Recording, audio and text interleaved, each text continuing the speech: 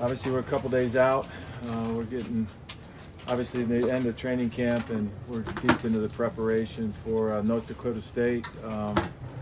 Tough team with a rich winning tradition, and so we've got a great deal of respect for them. And just like any game, it's going to be very important that we go out and play our best. So we're a couple days out, and that's where we're at. So take your question. Adam, you go. Did you get what you wanted to get implemented in terms of a game plan going into the season opener?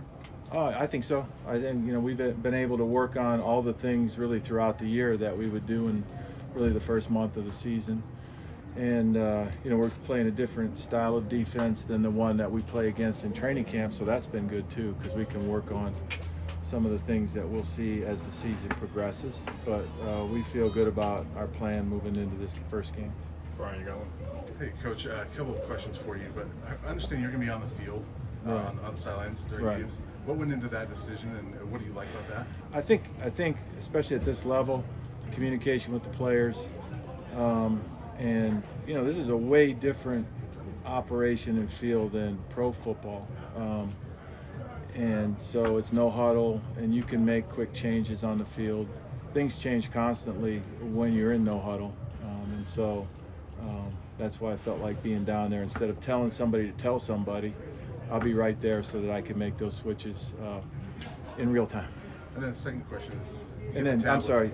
So the other part of it is, typically in the NFL, it's a much slower game, right? Because you're playing from the huddle, quite frankly, and so a lot of the communication you can get through the communicator to the quarterback to do in the huddle. Here, it's all happening in real time. Everybody's spread out, so that's part of what went into it. Plus, also, it gives me an opportunity between series to visit with Shurmur face to face, and we can talk about things that we want to do moving forward. Way different game. I'm curious though, also, do the tablets, you guys can use those this year? Does that play a role too, that you now can look at those on the sidelines? Or? Yeah, I think they're good. I think the biggest change for college football, like I'm used to the tablets from the NFL. It used to be tablets with pictures. This is actually tablets with video.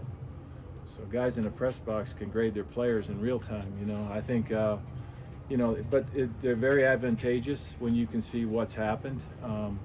If you run a similar play later on, a lot of times the plays just keep changing, but you can tell how teams are playing in real time. It's good. It's good stuff. Coach, Shurmur was saying the other day that you really understand him. You've come to understand him, and you guys have a great rapport. How do you develop that rapport outside of the practice? Do you talk to him? Do you guys have meetings? How do you build that? Just being a human being, right? I mean, it's just normal communication, and I think we all understand that. Just positive, normal communication. I'm certainly somebody that, I give respect and trust freely. And so we talk that way and communicate. And so there's often times when things come up where, I'm willing to talk to him about it. And it's easy for me to do that with him because he's always so prepared. A lot of times when, or at times if you're working with a player that, you can't get to that level, I guess mentally and emotionally it's tougher, but with Shurmur it makes it easy. But it's just being human beings, right? Which I think we'd all agree is the right thing to do. Go ahead, Taylor. We saw a glimpse of Cardell Thomas coming in at the open practice. What kind of depth do you think he brings to this O-line? Yeah, he's done a really good job, and he's a really fine player. He did get a real late start, so at some point we'll see if he's in the mix. He'll be available to play if we need him. He won't be one of the frontliners this first week, but that doesn't mean it won't happen in the near future. But we're really glad we like. Again, I'm going to keep going all year back to being good human beings, and I think he's a wonderful person, and it's going to be a joy to work with him. Pat, go ahead.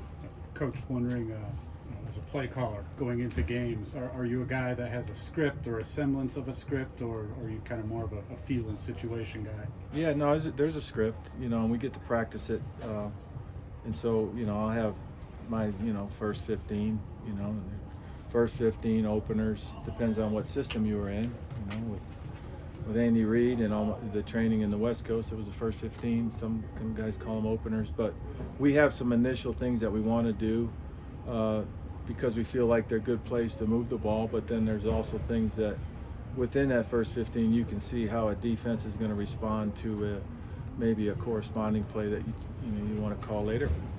Jack, go ahead. In your quarterback rooms behind Shurmur, it seems like we've seen a lot of good things from Dominic Ponder. Just curious what your thoughts are on him. Yeah, I think, as you know, I mean, our solid number 2 is Ryan Staub. I mean, the progress he has made in the last year is absolutely, I mean, it's terrific. Really proud of his efforts. And then, Dom came here new, and Dom's also made really great progress through the year. And I feel like as time goes on, he has a bright future. And I think all the quarterbacks have made progress. So, yeah. Matt, go ahead. Coach, on paper, you are loaded at the skill positions. Does it feel like that when you get onto the field? Do you feel like you have an embarrassment of riches? I don't know about that. I mean, it's a wonderful phrase, I guess. I mean, I feel, we love to death the players that we have, and we're going to try to utilize them to the best of their ability. Troy, go ahead. That was very flowery language, I guess. That's good. As a Right. follow-up to that, how do you feel? I know it was really, you had just gotten here at the start of last season. How do you feel where you are now as a program compared to where you started last season? I don't know. I think we're night and day from where we were a year ago at this time. I keep reminding everyone, and again, this is a real narrative, right? I mean, last year I came in and I watched the spring game from a year ago, and I said, wow, that's, wow. And they're like, Pat, these guys aren't even here. So we started the year last year, if you can imagine, with new players coming in the 1st of June. Like most of them were new, right? And so then now you're putting it all together through the summer and the training camp, which is very, very difficult. The only time I ever saw something like that was in the NFL, the lockout year, right? Where we got the players like 1 week into training camp. And, Mama Mia, that's hard to do that. We've been able this year from the jump, right? From the turn of the year to put a team together and work with them. And so, just watching it it's a long way to say watching it last year to this year, we're much more cohesive as a team. Troy, go ahead. Going back to that opening script, how much of that is responding to what you think they're going to come out in, and how much of it is setting the tone of what you guys want to do throughout the game? I think it's both. I mean, you want to call plays that work, right? And again, like I said, this is a way different game. I mean, people that, it's football, right? And the ball's shaped the same way, and the field's the same, right, dimensions, except the hash marks are all there. Yeah, it's a different game. And, I think I've said it before, because of the way rosters are designed in pro ball, it's a much tighter game. You got more tight ends, more big people. Here we can have a lot of receivers, and it's all wide open.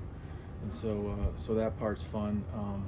And then, I'm just constantly aware of who's getting the ball as well. So, it's that part will be fun.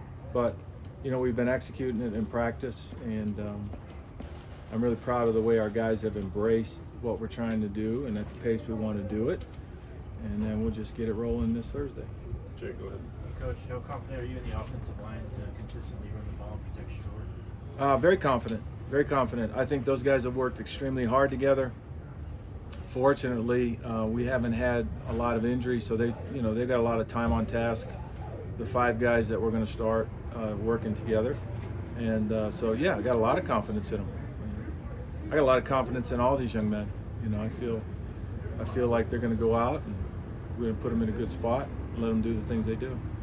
2 more, go ahead, Scott.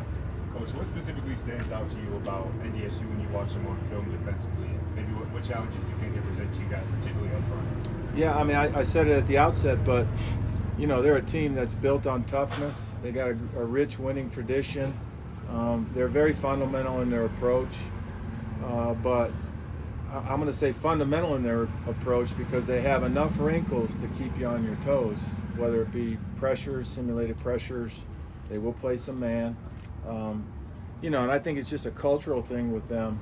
And I would think, I think they've got a lot of really talented players, All-Americans, to say but they also, the sum of the parts, I think they really play really, really good team defense. Go ahead, Nikki, last one. How do you feel like Coach Livingston's defense has made your offense more effective?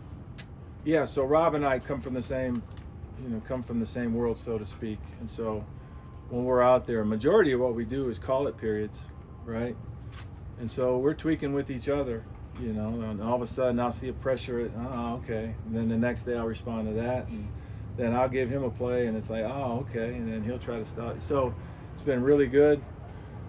You know, Rob is an outstanding coach and a wonderful human being. And what we've seen in practice has been really good, because we've seen a lot of tight coverage. You know, I don't know if you've written about this or you've seen it or you've been able to see it, but we're much better up front on defense, which has been a challenge for our guys, and that's what you want in training camp. You know, training camp is obviously put the pads on and get calloused up. Everybody work on their individual skills, and then as a team come together. And I feel in all three phases, because of how we've worked together, you know, you had, you know, the other coaches as well, we've been able to do really all three things. Thanks, Coach. Thank you. Okay. Good.